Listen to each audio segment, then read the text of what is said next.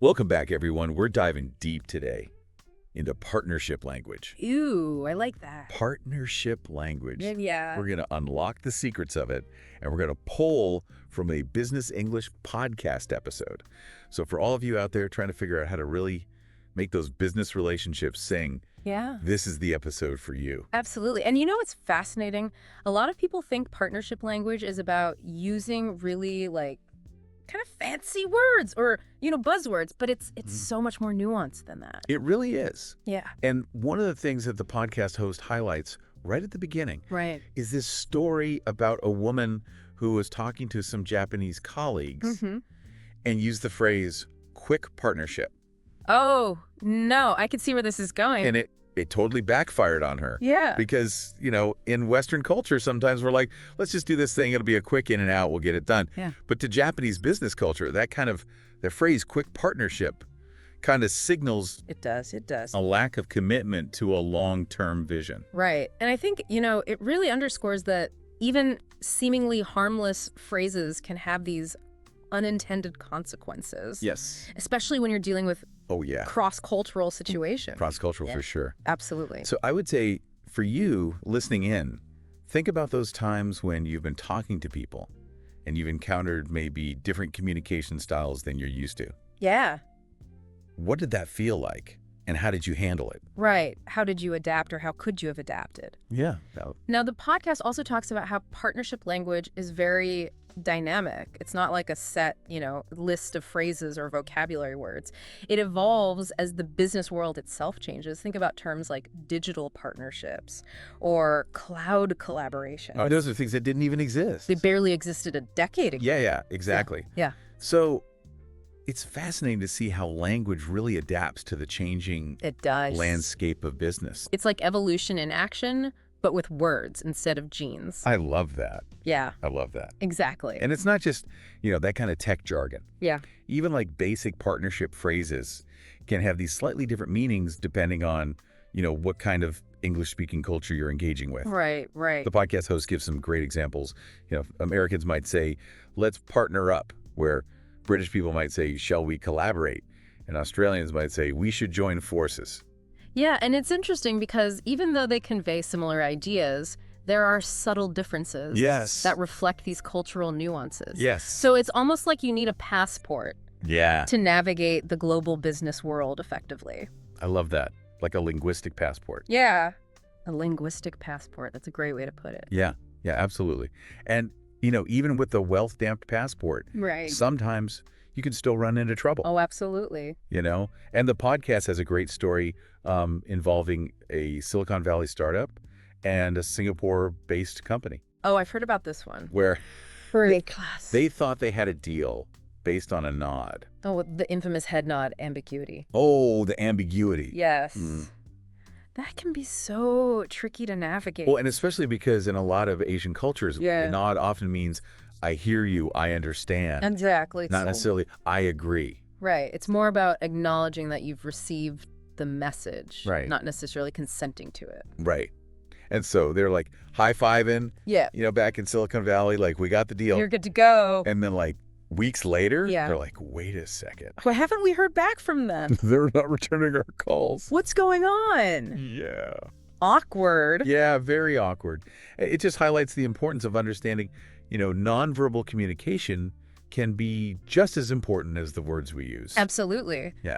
It's really paying attention to all of those cues. Right. And how those cues can be interpreted differently. In different cultures. Yeah. It's like a whole other layer of communication. Yeah, it's like that secret language. Yeah, the unspoken language. Yeah, the unspoken language. That's a great way to put it. And, those cultural differences go beyond just gestures. The podcast host also talks about how timing can be a major factor in partnership discussions. Okay.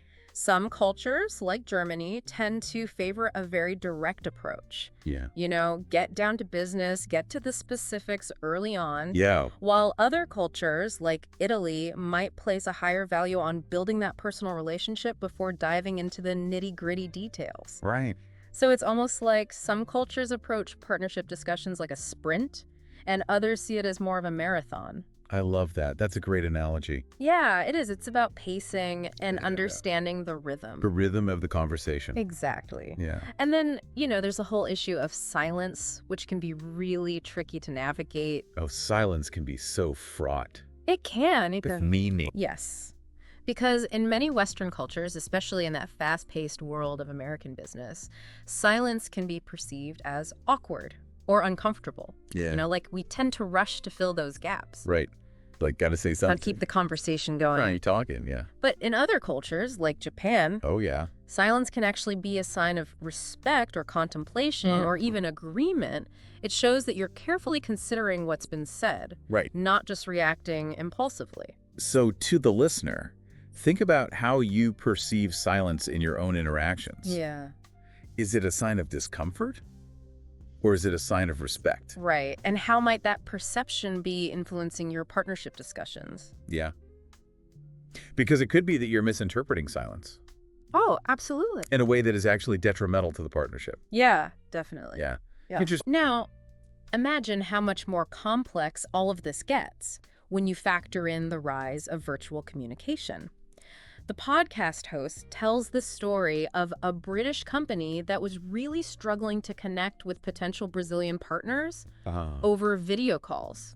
I see what's going on here. Because, in Brazilian business culture, physical presence and touch, those handshakes, those pats on the back, Right. they're deeply ingrained. They're very tactile. They're very tactile. But Exactly. It's part of that Relationship buildup. relationship Yeah. building, yeah. Yeah. And you can't really replicate that through a screen. It's challenging. You can't. It's very challenging. Yeah. And it really highlights the importance of adapting our communication styles Right. to bridge that physical gap. And thinking about Yeah. those cultural differences in a virtual world. Right. Even something as simple as email etiquette can be so tricky Oh, if absolutely. you're not careful. Yeah. An email that might seem perfectly professional and direct, in the Netherlands, Yeah. might come across as really rude Yeah. Or even rude. in parts of Southeast Asia, Yeah. where they really value that indirect. The indirectness. Yeah. Yeah. Well, you have to read between the lines a little bit more. Yeah. Yeah. Absolutely. And then there's the whole potential disaster of gift giving. Oh, yes. The podcast tells a story about this Canadian company that almost sent clocks as gifts to their Chinese associates. No. Yeah, it's a classic example of a well-intentioned gesture backfiring. It's the thought that counts, but It is the thought that counts. in this case. But in some cultures, Yeah. certain gifts can carry very specific Yeah. Oh, yeah. and sometimes negative meanings. In Chinese culture, Yeah, giving a clock is associated with funerals. right. Very bad luck. It's a huge faux pas. Yeah, yeah. Yeah. And luckily, someone on their team caught the mistake before it caused serious damage. Before they sent the clocks out. Yeah. But it just makes you wonder how many partnerships have been unintentionally sabotaged by those kinds of, I'm sure it happens all the time. Cultural blunders. All the time, yeah. So it really underscores why it's so crucial to not only learn the language of partnership, Yes. but to understand the cultural context in Yeah. which that language is being used. It's like learning the grammar rules and then mastering the art of conversation, Exactly. but on a global scale. On a global scale. That's a great way to put it. Yeah.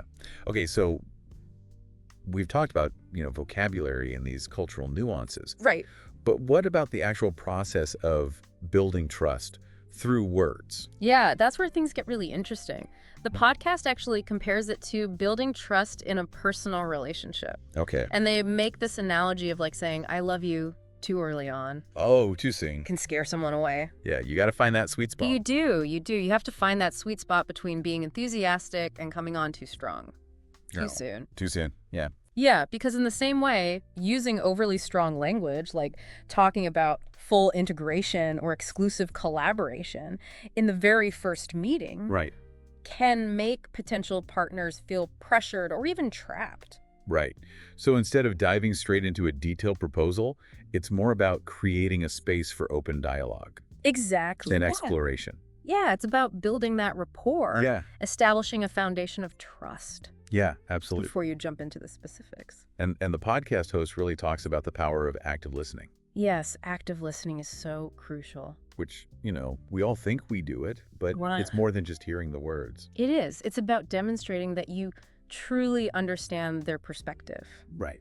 You're not just waiting for your turn to speak. Right, you're actually taking it in and processing it. You're absorbing what they're saying. Yeah, absolutely. And that's so crucial when you're talking about something like a business partnership where the stakes can be so high. Oh, the stakes are incredibly high. Yeah. One of the things that the podcast host recommends, as a very specific technique, is to refer back to points that your potential partner has made in previous conversations. Oh, that's a great tip. You can say things like, as you mentioned in our last meeting, or building on your insightful point about. Yeah. It shows that you've actually listened. Yeah. You've taken the time to digest their input. And that you valued it. Yes, Yeah. exactly. It shows respect. Yeah, for sure. Now, in contrast, the podcast analyzes this terrible trust-killing email that essentially said, we need to finalize this deal by Friday.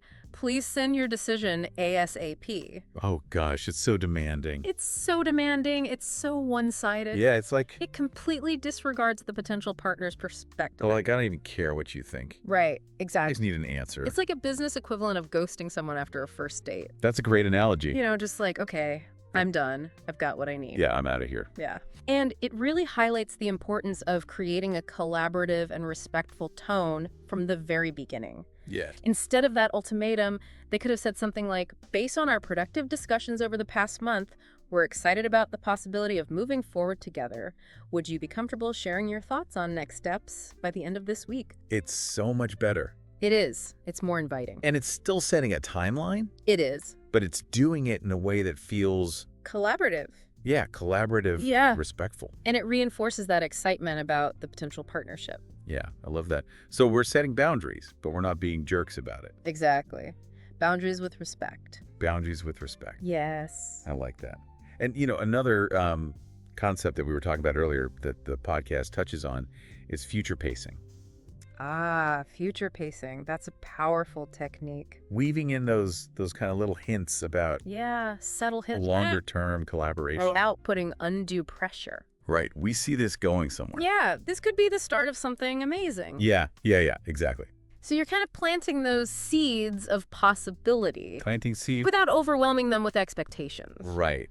Yeah. So are there any specific phrases that we can use Oh, absolutely. for future pacing? Yeah. Phrases like, as our partnership evolves, or in our future collaborations, Ooh, you know? I like that. It's about creating that sense of shared potential Yeah. without feeling like you're locking them into a long-term commitment before they're ready.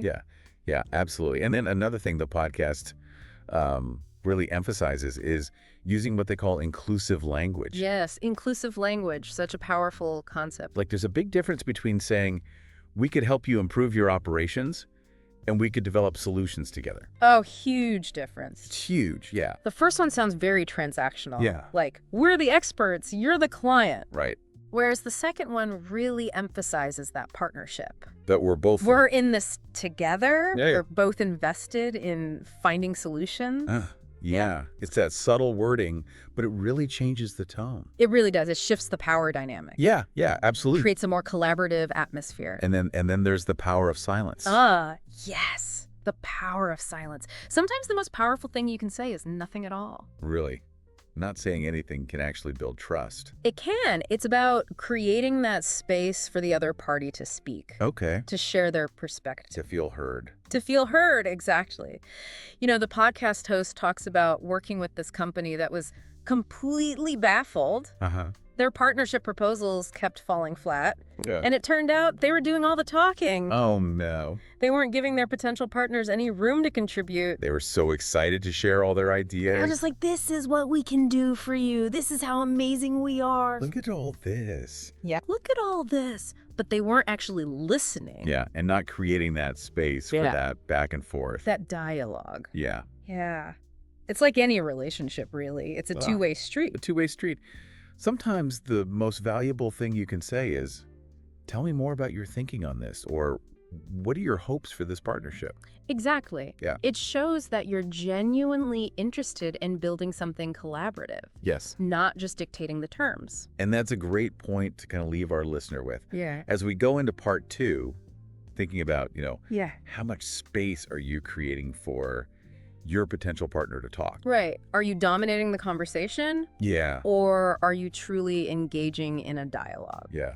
because that's where the magic really happens. That's where the magic happens. Isn't it? In that space between the words. In that space between, yeah, that's great.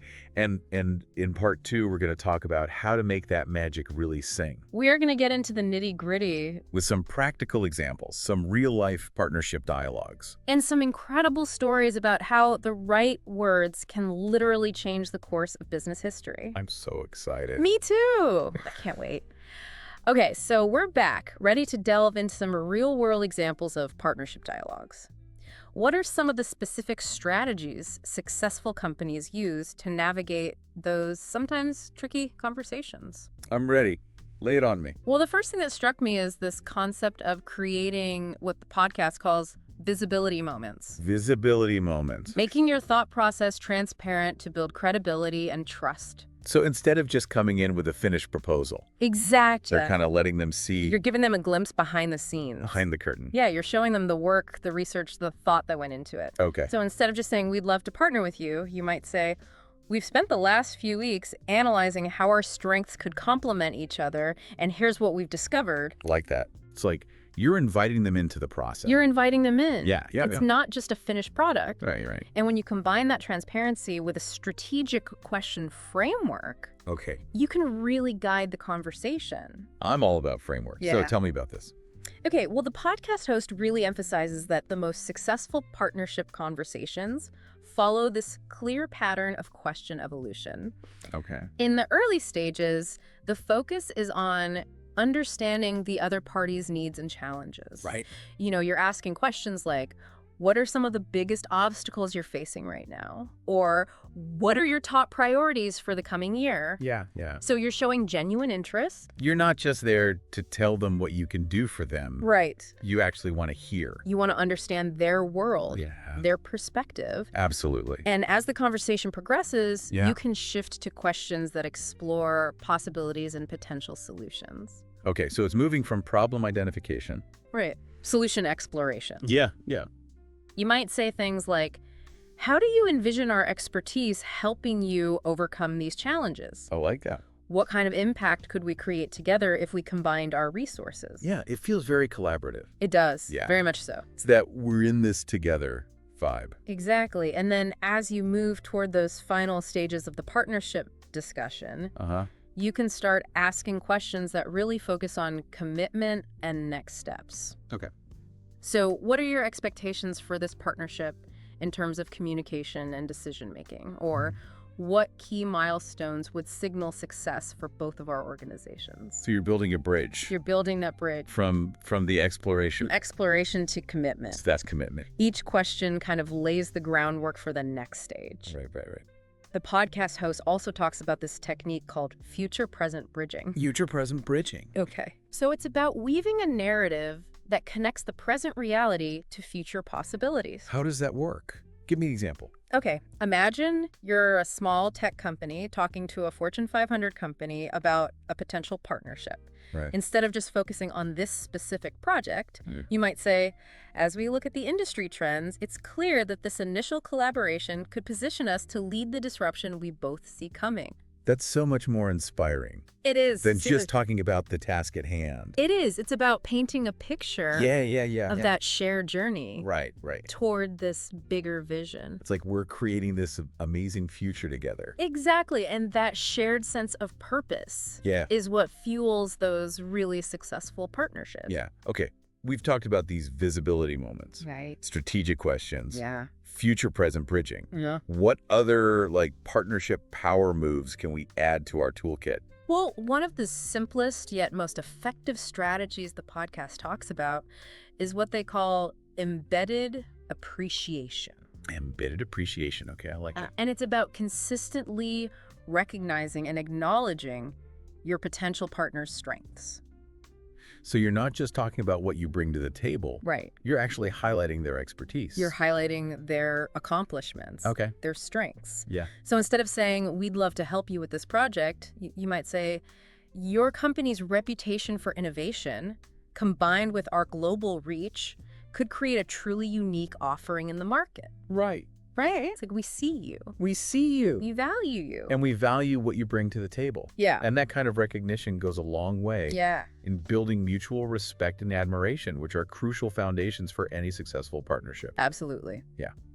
The podcast also talks about scalable language. Scalable language. Yes, planting seeds for larger opportunities early on in the conversation. So instead of limiting the discussion to that immediate project, Right, yeah. you might say something like, this collaboration could be a fantastic first step in exploring how our organizations can work together to achieve even bigger goals in the future. I like that. You know, It's like suggesting that this could be the start. it could be the start of something much bigger. Right, of something much bigger. Yeah, so especially if you're a smaller company partnering with a larger organization, that long-term vision can be very appealing. Right. It shows that you're thinking strategically Yeah, about how this partnership could evolve over time. it's creating a sense of like shared Shared growth. growth Shared potential. potential. Yeah. Yeah. So you're not just thinking about that one-off transaction. Yeah. You're thinking about the big picture.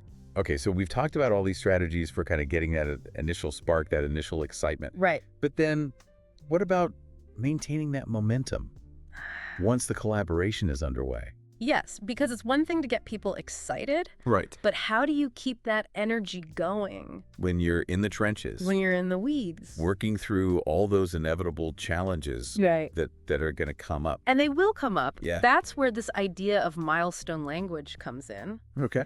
Recognizing and celebrating those small wins along the way. Okay, so not just waiting for the big splashy, Just the finish line. finish line achievements. Yeah, it's about acknowledging those smaller victories. Yeah. It's like those little rituals that couples have in long-term relationships. Remembering anniversaries. Yes. Celebrating those small victories. Yeah. Taking the time to express appreciation. It's acknowledging the journey, It is. It's about the journey. Yeah. Not just the destination. not just the destination. Yeah. And in a business partnership, those milestones could be anything. Exceeding a sales target, successfully navigating a complex negotiation, or even just having a really productive brainstorming session Right. that generates new ideas. Okay. So what are some strategies for actually celebrating those milestones effectively? Yeah. How do we actually do that? Well, the podcast host introduces this concept called the Milestone Mention Matrix. Okay. And it's all about being intentional and consistent in acknowledging those wins. Right. So instead of just a quick good job email, Yeah. you might say, hitting this deadline early is a testament to our team's incredible collaboration and dedication. I like that.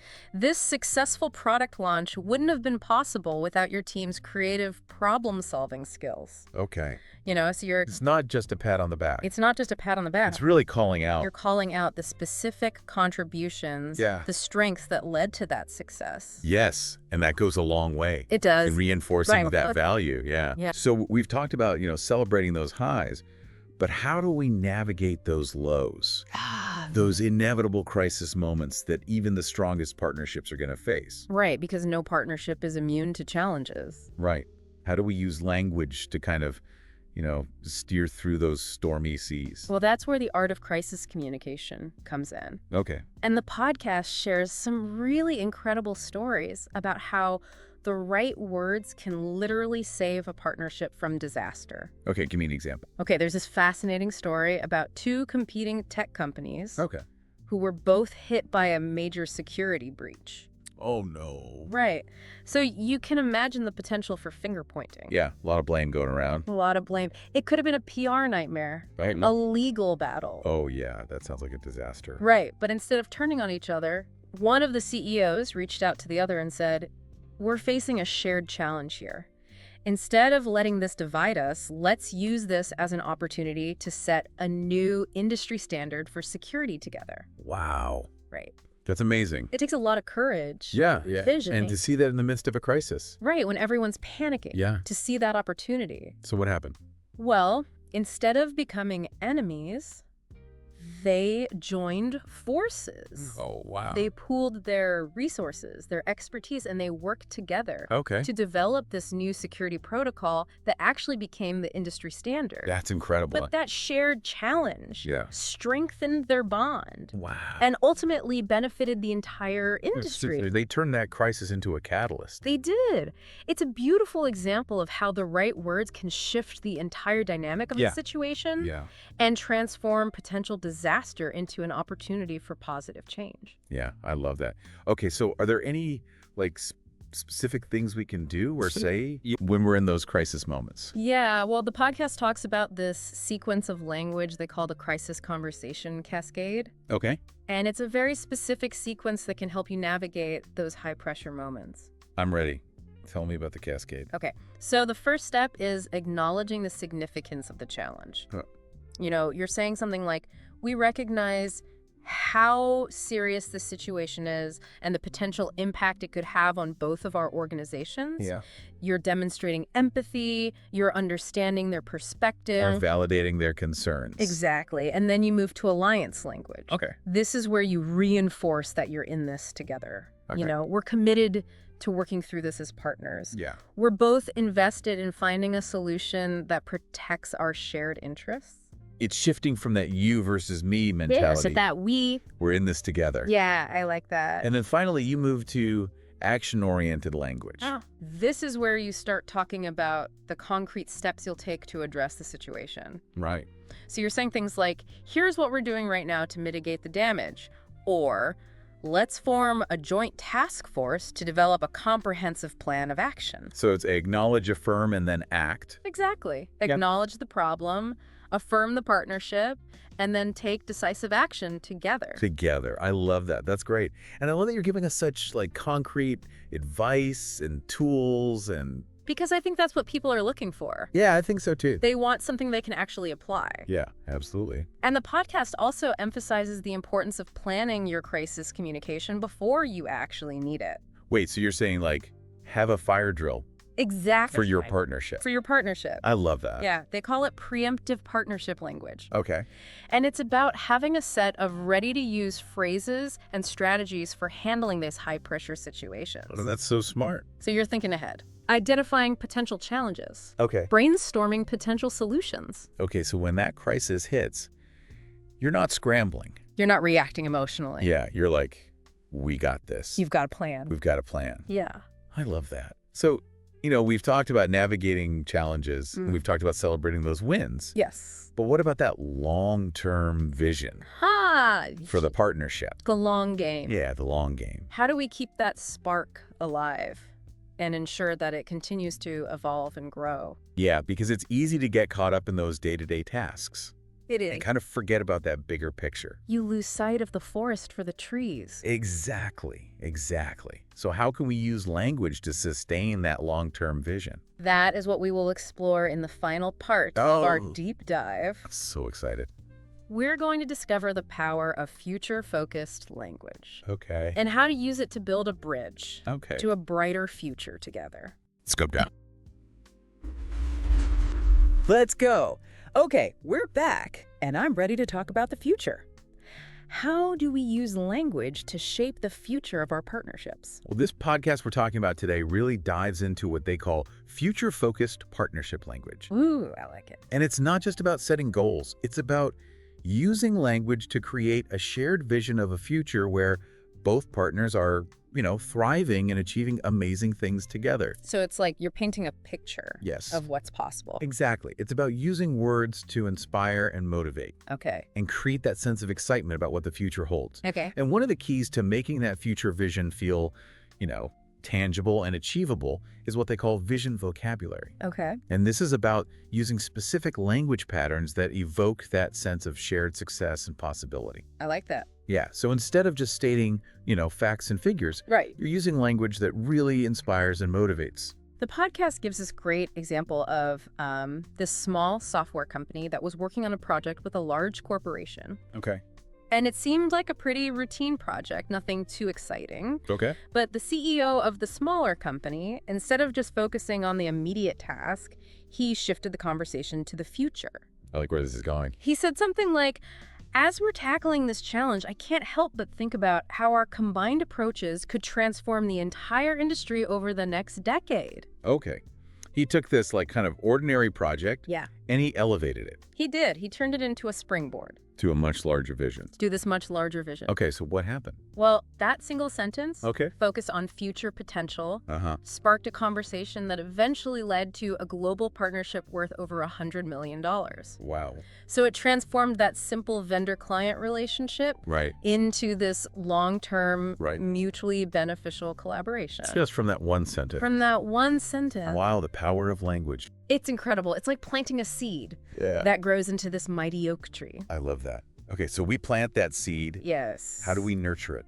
Well, to nurture that seed of possibility, the podcast recommends this technique called breadcrumb visioning. Breadcrumb visioning. Okay, It's a great term. I like it. And it's about breaking down those big, ambitious goals Right. into a series of smaller, achievable milestones. Okay. So instead of saying we're going to revolutionize the industry, Right. you might say our first step will be to dominate this niche market, Right. which will then allow us to expand into new territories Got it. and eventually achieve. Yeah. So you're creating a roadmap Right. with these clear markers along the way. Feels less overwhelming that way. It does. It feels less daunting and more achievable. And you can kind of celebrate those small wins along the way. Exactly. And it keeps the partnership moving forward Right. with a sense of purpose and momentum. Right. I like that. Yeah. And then they also talk about using what they call collaborative crystal ball language. Ah, collaborative crystal ball. I like that. It sounds very mystical. It does. It's like we're peering into the future together. Okay, I'm ready. And it's about using language that assumes shared success as if those future achievements are already a foregone conclusion. Okay, so it's not if we succeed, it's when we achieve this. Exactly. You're shifting from a mindset of uncertainty Uh-huh. to a mindset of confidence and inevitability. Right. It's like you're speaking those future successes into existence. Yeah, it's manifesting. It is. It's manifestation. I love it. And it can have a really profound impact Yeah. on how both partners approach the collaboration. Right. Creates that sense of shared destiny. Yeah. Reinforces that belief that you're on this journey together. So it's like we're in this for the long haul and we're going to do amazing things. Exactly. And as we're doing amazing things, Yes. we need to make sure that we're staying dynamic and innovative. Right, right. And that's where innovation invitation language comes in. Oh, I like this. Okay, tell me more. So this is about creating space for new ideas to emerge, Yeah. even as you're working toward those long-term goals. So you're not so focused on the plan Right, exactly. that you can't like be open to new possibilities. Yeah, you're not so rigid. Right. You're leaving room for those serendipitous discoveries. Yes, yes, yes. So instead of just talking about, existing plans, you might ask questions like, what other possibilities do you see emerging from our combined strengths? Ooh, I like that. Or how might our collaboration disrupt the industry in ways we haven't even imagined yet? It's great. It creates like a sense of excitement It does. and Exactly. possibility. You're saying, we're just getting started Yeah. and the best is yet to come. It reminds me of that quote, the best way to predict the future is to create it. Ooh, I love that. And that's what this kind of language is doing. It is. It's about co-creating the future. Yeah, together. So we've talked about, the power of language and building, sustaining partnerships, all of that. But at some point, we need to formalize these agreements. Ah, yes. Right, we need contracts, The- documentation, The legal stuff. the legal stuff. It's so boring, It can be. but it's so important It is important. because it protects everyone's interests. It does. It creates clarity, Yeah, yeah. and it can actually help prevent misunderstandings down the road. Right, right.